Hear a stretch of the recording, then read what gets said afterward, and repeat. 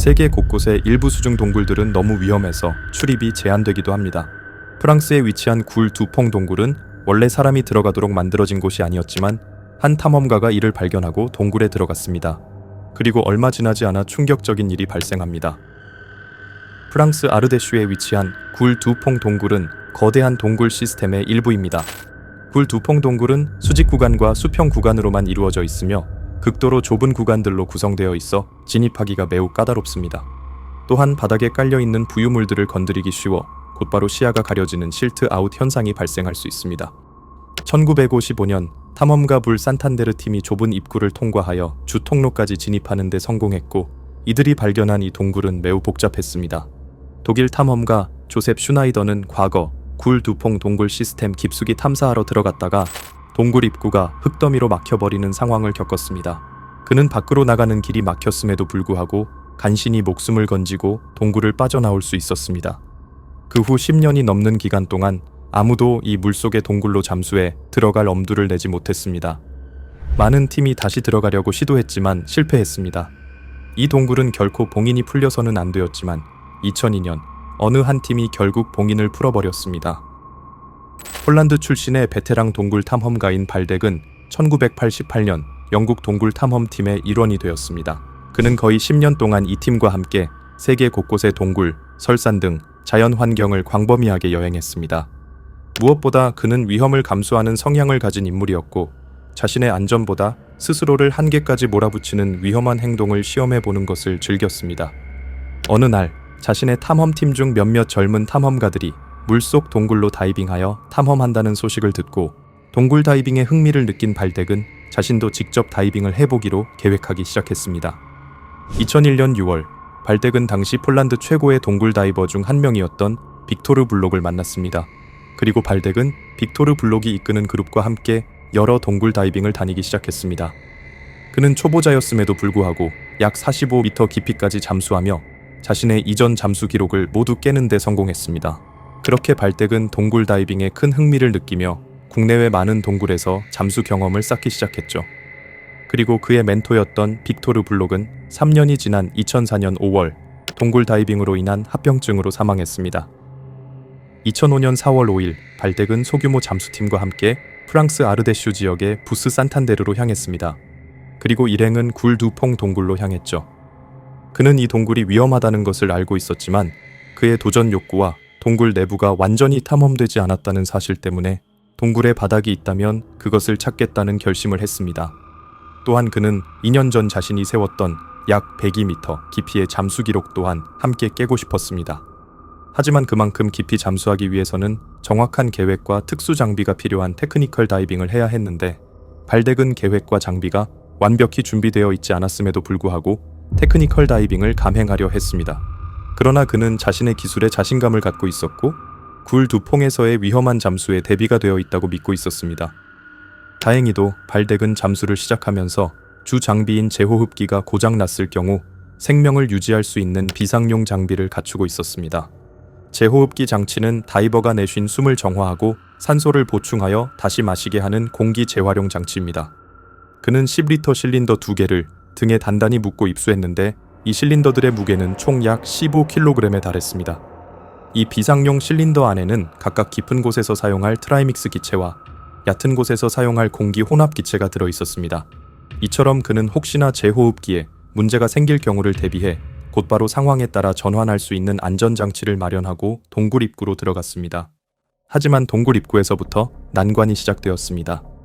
바로 그가 착용했던 장비는 부피가 크고 좁은 터널 공간에 적합하지 않았던 것입니다. 제호흡기는 등에 부착되어 두꺼운 노란색 거북이 모양 껍질로 보호되었는데 이 때문에 통과해야 할 천장의 높이가 제한되었습니다. 또한 옆에 장착된 안전 실린더 때문에 좁은 통로를 통과하기가 훨씬 더 어려워졌고, 이는 발덱에게 극도의 폐쇄 공포를 유발했습니다. 이러한 장비 구성을 개방된 수중에서 사용하는 것은 문제가 없었지만 이처럼 좁은 동굴에서는 매우 위험했습니다.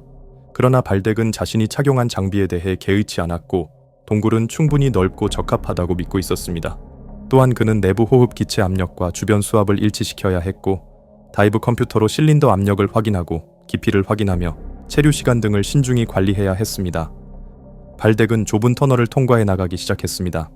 다행히도 이날은 수중 시야가 매우 좋았기 때문에 불빛의 도움으로 먼 곳까지 볼 수 있었습니다.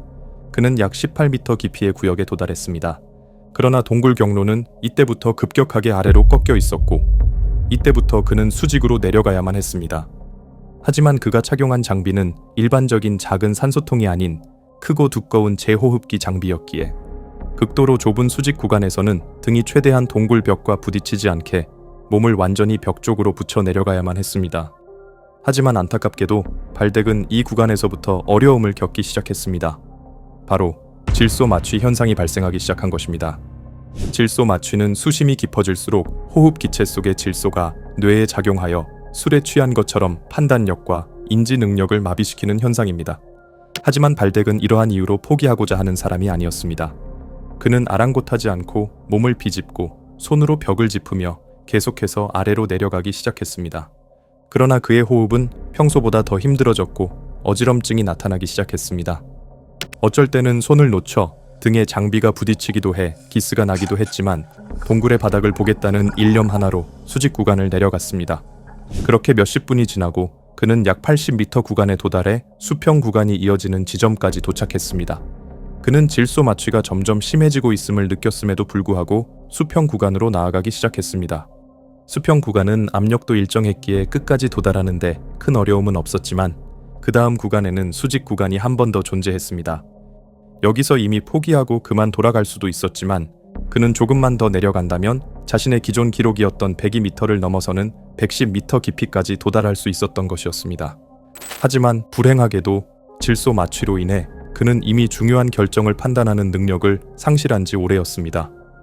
동굴 중에서도 가장 어렵고 위험한 구간이었음에도 불구하고 질소 마취로 뇌가 마비되어 일반적인 판단이 불가능해졌고 그는 질소에 취한 채 자신의 개인 기록을 깨기 위해 내려가기 시작했습니다.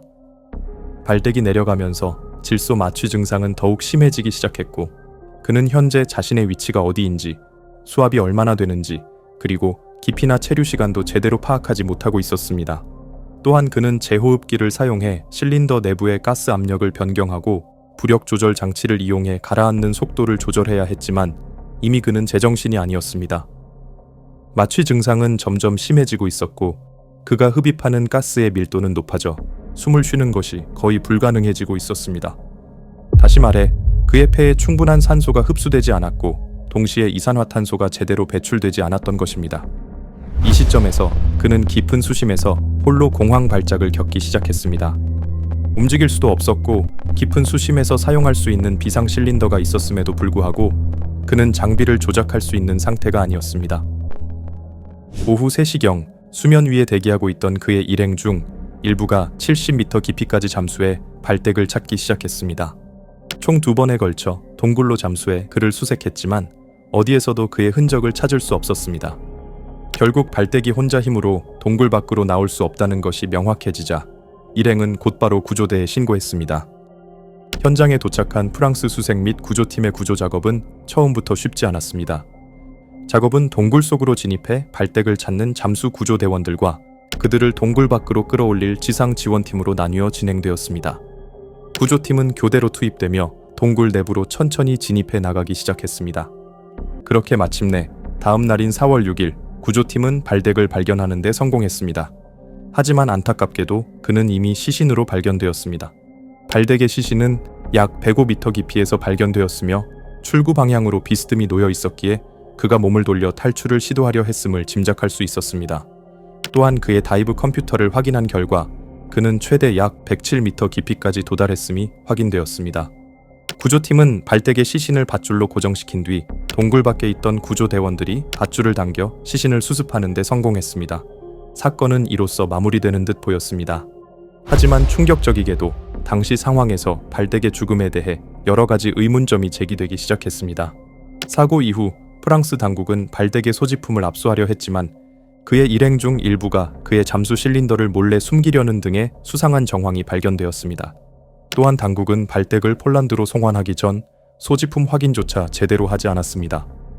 이러한 정황들로 인해 그의 사망 원인과 공식 보고서에 대한 의문과 음모론이 끊임없이 제기되었으며 심지어 그의 장비에 결함이 있었던 것이 아니냐는 추측도 돌기 시작했습니다. 이후 발덱의 유해는 폴란드로 송환되었고 사건은 점차 잊혀지기 시작했습니다. 그러나 수년 뒤 당시 구조에 참여했던 심해구조대원 프레데릭 바디에의 증언을 통해 사건의 끔찍한 진실이 드러나게 됩니다. 구조팀이 발덱의 시신을 인양한 뒤 장비를 점검했을 때 제호흡기 자체는 정상적으로 작동하고 있었던 것으로 확인되었습니다. 또한 그가 휴대했던 산소 실린더와 트라이믹스 실린더 역시 내용물이 비어있지 않았습니다. 그러나 프랑스의 절차에 따라 전문 실험실에서 진행된 가스 성분 분석 결과 모두를 충격에 빠뜨릴 만한 사실이 밝혀졌습니다. 바로 트라이믹스 실린더에는 트라이믹스라고 라벨이 붙어 있었지만 실제로는 그 안에 일반 공기가 들어있던 것이었습니다. 공기는 최대 운용 깊이가 60m에 불과합니다. 다시 말해 발덱은 약 107m 깊이에서 트라이믹스라고 믿고 흡입한 실린더 속의 공기를 마시고 있었던 것입니다. 즉, 잘못된 라벨 부착과 부적절한 혼합 기체가 이 사고의 근본 원인이었습니다. 그러나 누가 실린더에 잘못된 라벨을 붙였는지는 끝내 밝혀지지 않았습니다. 그것이 실수였는지 혹은 발덱 자신의 착오였는지는 아무도 알지 못한 채로 남았습니다. 동굴 다이버 발덱은 깊은 수심에서 질소 마취와 싸우며 필사적으로 탈출을 시도했지만 결국 구조되지 못하고 목숨을 잃었습니다. 그러나 그의 죽음은 단순한 판단 미스나 과욕이 아니라 자신이 준비했다고 믿었던 트라이믹스 실린더에 실제로는 일반 공기가 잘못 주입되어 있었던 것 때문에 벌어진 사고였습니다. 오늘의 이야기는 여기까지입니다.